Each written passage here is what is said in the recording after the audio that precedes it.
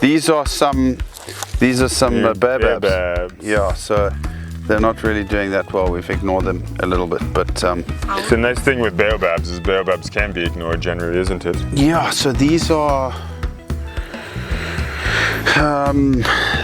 some might be 2 years old, some may be 1 year old. I feel like when you go to try and move them, you're gonna have to dig them out. Yeah, They look like they probably will be. I think they're rooted in.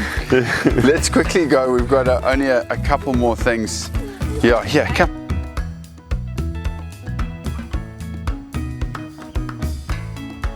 Yeah, I have quite a few trees here. So yeah, it's mostly amateur, and yeah, I kind of sell them when I can. I like growing indigenous trees, and I like growing, I guess, a lot of fruit trees. So yeah. I'm still learning.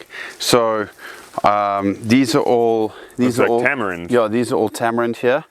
This is a lemon or something hiding in there, but tamarind. And then you may know, I don't know what this is. This has got like a winged.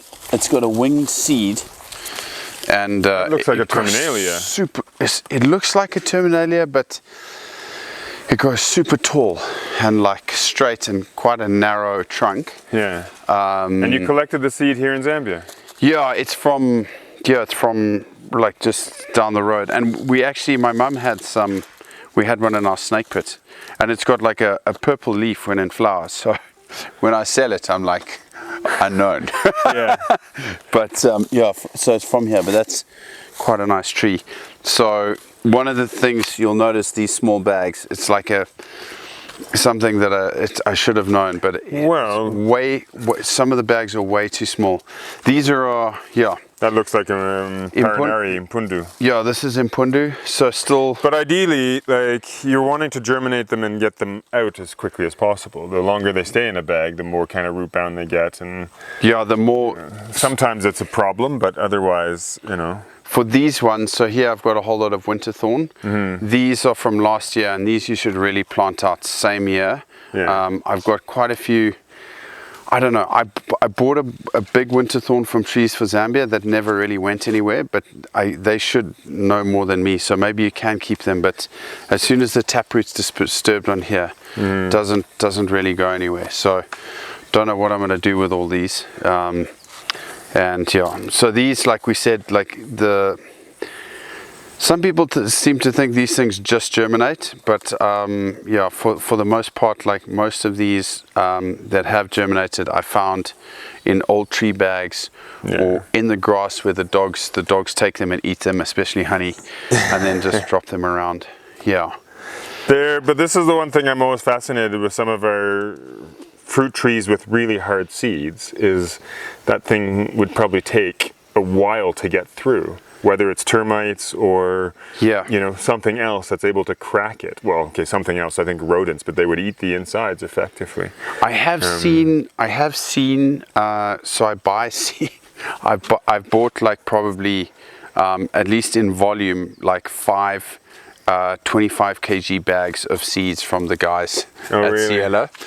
There's some over there, and I have actually seen some of them are kind of chopped almost in half, so that the kernels can be taken out. So I guess maybe like a tree squirrel or something is actually going in there and taking them out. Well, there'd definitely be something, because it wouldn't, you know, exist where it couldn't be eaten. There'd always be something to do it, but I guess we just are never really around to see effectively. And then another thing I do is if you look just behind this tree, I put all the seeds behind the tree there. Okay, yeah. So you'll see those big ones over there where the chongololo is. Yeah. And because I saw that actually up there as well. Yeah. I was wondering if something had a little midden pile which was just leaving them there. So no, that's me. And so I just let the termites just clean all of the flesh and everything off, and I don't know if they do more. So they must in that regard and stuff like that. Well, but work with nature. Yeah. You know, why work against it effectively? What is this? This looks like a foria almost. This is waterberry. Syzygium, Syzygium. I don't know which one, but it's the one that you buy on the side of the road. Yeah, and I think there's 2 types. So They've actually made them into multiple, because we used to have Guineense and Cordatum. Guineense has the kind of petiole, and the leaf does this, where Cordatum is just right up against, the leaf is right up against the stem. Would this be, what's this one? This would be one of the Guineense types. But Okay. they also went through and separated out some of the subspecies into new species now. So it's increased the number that we have here. But So from memory, like these were like I guess a slightly smaller seed, but over there I've just planted some that have been marked blackberry. Oh, and okay, they're yeah, I was like wondering about really that. really big seeds. And the only place I've seen those, not that I've really looked for them much, is from on the way back from Western. From Mongu, like sort of halfway through, maybe like quite rounded seeds as well. yeah, Yeah, But I guess like that big. Oh wow, okay. So Yeah. quite big then. Yeah, quite big. Maybe we can dig out a rotting one. This is the wild mango. Oh, okay, yeah. what is that? Cordyla. Yeah, Cordyla. Dialer, about that. Again, I like planted these- that a few years ago, and I'm just waiting to see what's actually going to happen. With it. These have been in here a long time.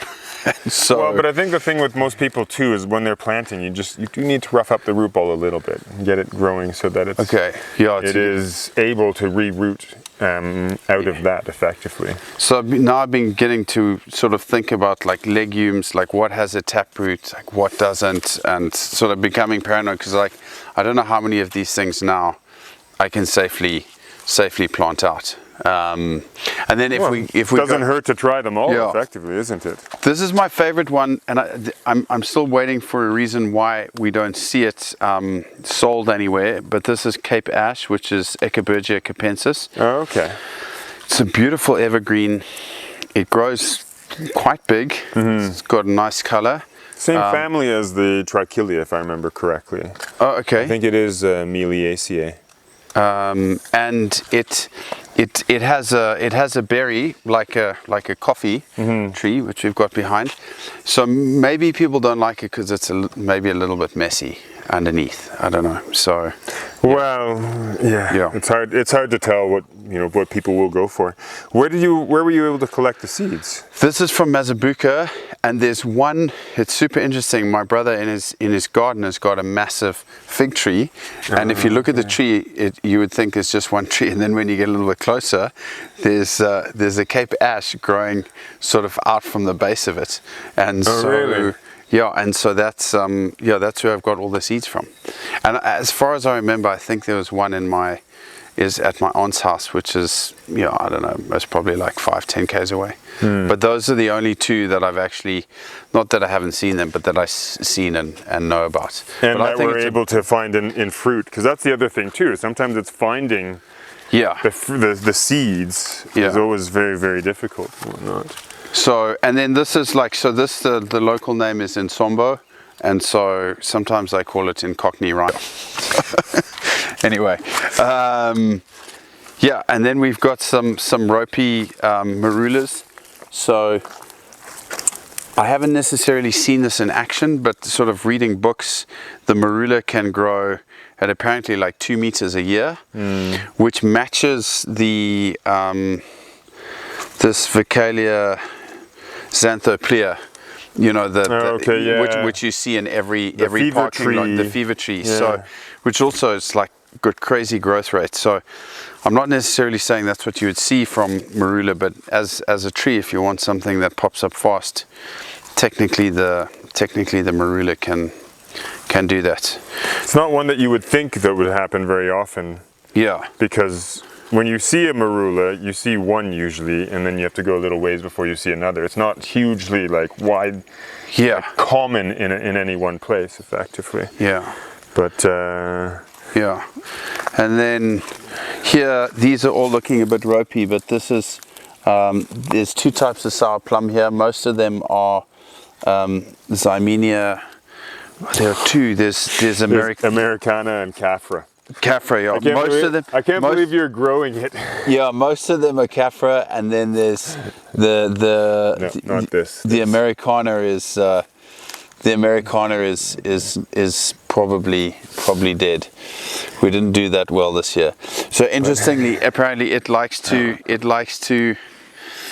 be next to another tree. Yeah, I've never heard it being exactly said that it is partly parasitic, but there's always been that implication that there has some level of parasitism that it's that it's partaking in effectively. And then it's just one of those weird ones because the fruit is so sour. Well, it depends on, like, certainly Americana, like, I wouldn't touch. Yeah. But Caffra is like it can be somewhat edible. That is not exactly what most people want with a fruit. It's somewhat edible, you know. That's the same kind of thing of like a medlar. You have to wait for it to rot before you can eat it. Like, Yeah. Maybe we shouldn't be eating this. So we should have some medlars somewhere here. This is our snot apple. Yeah, I was going to say it was either Dombea rotundifolia or Azanza. Yeah, Azanza. So what else do you call it? African bubblegum? African bubblegum is the preferred term for me because snot apple is not exactly endear most people to it, I think, in the grand scheme. And then this is pod mahogany. This is Afzelia. Exactly. Yeah. So those again, like my brothers got them in bigger bags, and they're like way bigger. Yeah. So that's just. Well, I find that they sometimes, like, I think the one thing in terms of planting some of our indigenous trees is people have to be patient. Yeah. Because you can plant it, and the first year it doesn't do anything. It stays the same. And then they're like, oh, but it's not growing. And the thing is, well, we don't know what it's doing underground by comparison, because if they have to survive 7, 8 month, 9 month dry season, they've really got to put their roots down. Yeah. Because I've also got some, I can't remember the name of it right now. It's also in the same family, the Fabaceae, and they're still only this big, and they've been in for 2 years now. And you're just kind of waiting. They do leaf out every year, but you're just kind of waiting to see, okay, is it just going to shoot up at one point in time? I've got Garcinia that I planted from Mike Bingham 5, 6 years ago that were this big, and it's only that now. Garcinia is the mangosteen? Yeah. Yeah, so those things are like, that's another thing where I wonder, my Garcinia unfortunately have all just dried out and died. I think somebody might have removed them just so I don't get upset anymore. But but yeah, I've got 1 or 2 that planted that just don't seem to move, and I was wondering whether that was like a root thing or just conditions. I think it is just it's just kind of waiting, and I'm assuming at one point in time it's just going to shoot up effectively. Yeah.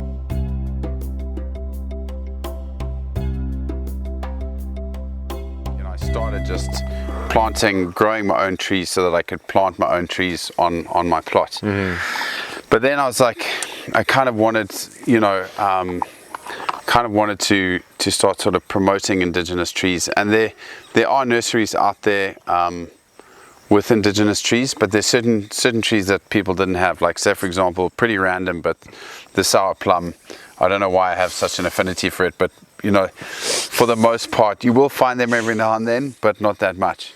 And then you won't find masuku. So masuku is like really. You've sown. So masuku is really hard to keep growing through the whole season. I've got a few theories about that. Like I think it might actually to be soil acidity.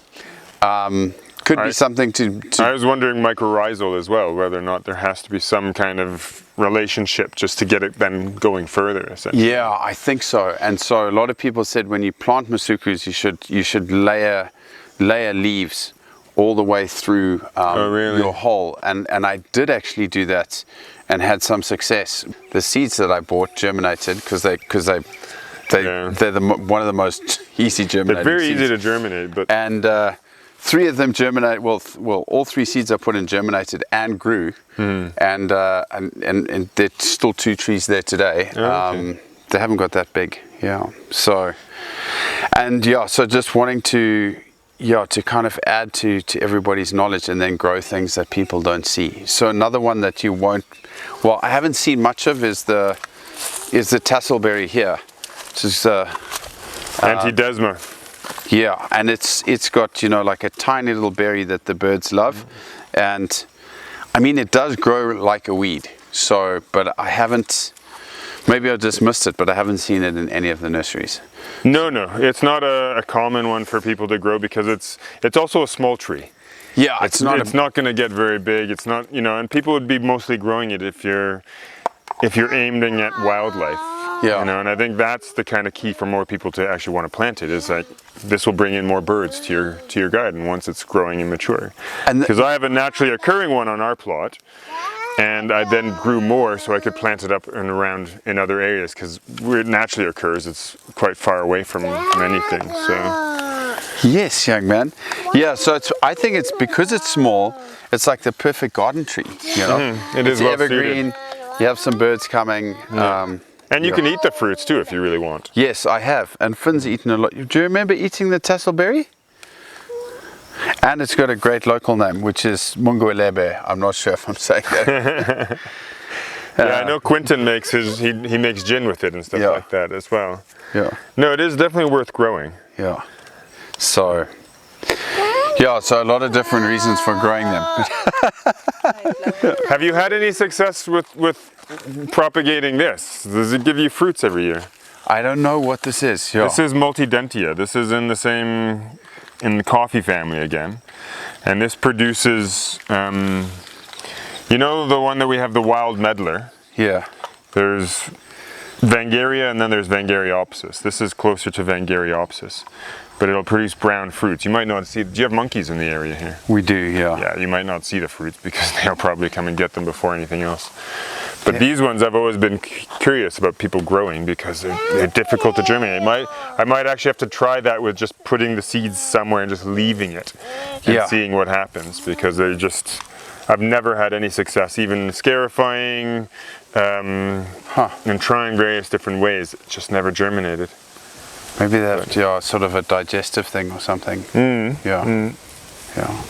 There's actually one other fruit here. I don't know. It's also got a great name. Is that Muchinga something you have? Yeah, there? Muchinga chinga, which is it's like a big monkey finger, like I don't know. And it's got super purpley flesh. That sounds like Hexalobus.